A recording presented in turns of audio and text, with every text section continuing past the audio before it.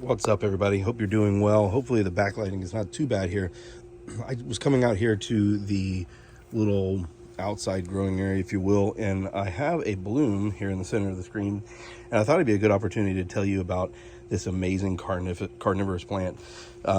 It is called Utricularia longifolia, and we'll talk about the flower in just a minute, but here are some of the leaves. Now, those brown spots is because it is not does not like cold weather, and because it's out here, even though I'm in Florida, it does get cold. Now, those leaves are actually very stunted for longifolia. It can get leaves up to a foot or more tall, but it gets tons of light out here, so it doesn't need to produce leaves that large for photosynthesis. So back here, I have some that are a little bit taller, and that is because it's more in a shaded area, but again, they would continue to reach higher and higher. And also, just for fun, there's a flower spike here that's about to happen. So again, before we talk about the main event, let's talk about the plant itself. Ooh, let me get a better lighting. Okay, so longifolia belongs to a group of plants called Utricularia, or bladderworts. They have the most complex traps of any plant in existence. They have a very unique, it's a bladder, hence the name bladderwort. It has a bladder form, and so what ends up happening is there's air inside the bladder, and there's a little trigger hair, much like on a Venus flytrap. When an insect comes by, it trips that trigger hair, and it releases all that air, sucks in the prey, and then closes back off with a trap door. All of this happens faster than you can see, and most cameras can't even capture it. So it's very, very, very fast. The action potential on it's very, very fast. Now, these are known as the orchids of the carnivorous world, and here is why.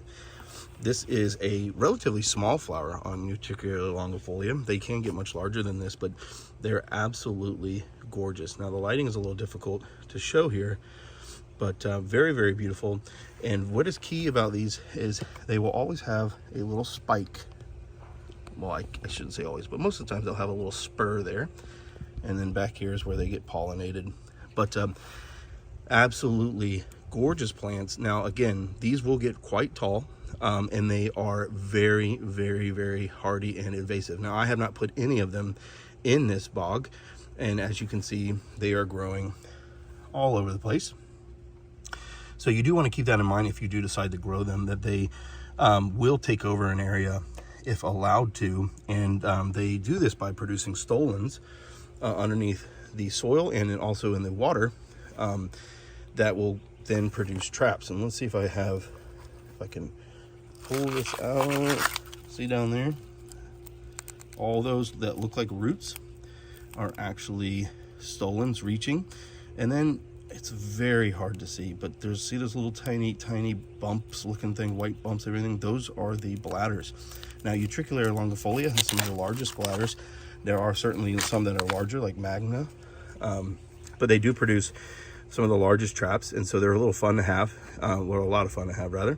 You won't be able to see them eat, but you can definitely tell when they have eaten. The traps will turn black. Utricularia, there's a ton of variety all over the world, and just in this bog alone, I've got longifolia here, I've got graminifolia here, which a lot of Aquarius grow. Does not flower very often, but as you can see here, it's growing right up against the pot. When it does reach the point where it feels like it has been potted, I guess, pot bound, it will start producing flowers as a way to release seed and spread. Let's see, what else do I have in here?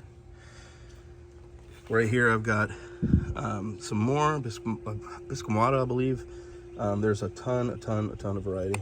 Oh, see if I can capture this fly trying to get pollen. Let's see, there you are. Look, he's trying to get pollen from that bonata. Be very careful.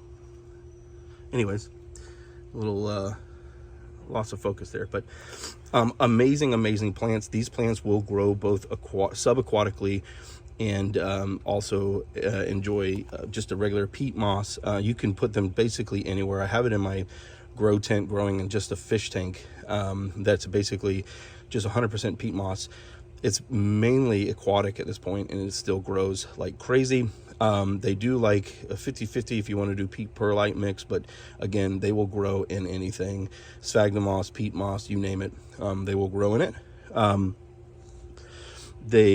You can separate them if you want to get more, but divisions, but not really necessary. Like I said, they will. The story of these is that you'll spend more time trying to keep them at bay than you will needing to separate them. Amazing plants though. If even a stolon is left, it will continue to grow. And so if you don't mind them going through your collection like I don't, then they make a great addition. They also help keep down soil pests that happen to be in this soil. Let's see, fertilizing, no need to really fertilize them. You can try to fertilize them through the watering tray, and you can just buy some beneficial bacteria and they'll eat off of that. But for the most part, if you're using a peat moss blend, and or if you're using rainwater, they will have plenty of food to eat.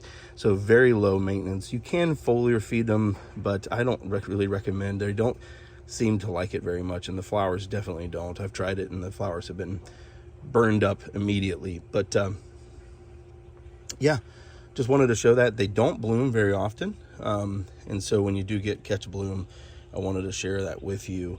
They tend to focus all their attention on growing instead of blooming, and so when we finally get one, I thought it'd be a great opportunity to show it to you.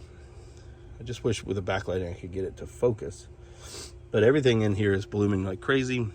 You have Bonata here, which is sterile, but I still like the flowers, so I'm going to keep it. Then you've got Capensis large form there, blooming like crazy, doing its thing. And just all different types of things. Everything's coming along. It's spring. Everything's getting ready to grow. The Filiformis is coming back. Well, it's not spring yet. It's a couple months away, but here in Florida, we get warm faster. Filiformis is starting to wake up. Yeah, absolutely. If you have any questions about Utricularia in general or longifolia, I'd be happy to ask. Just make sure you just leave a comment. And as always, I hope you have a wonderful day and a wonderful week. I'll see you soon.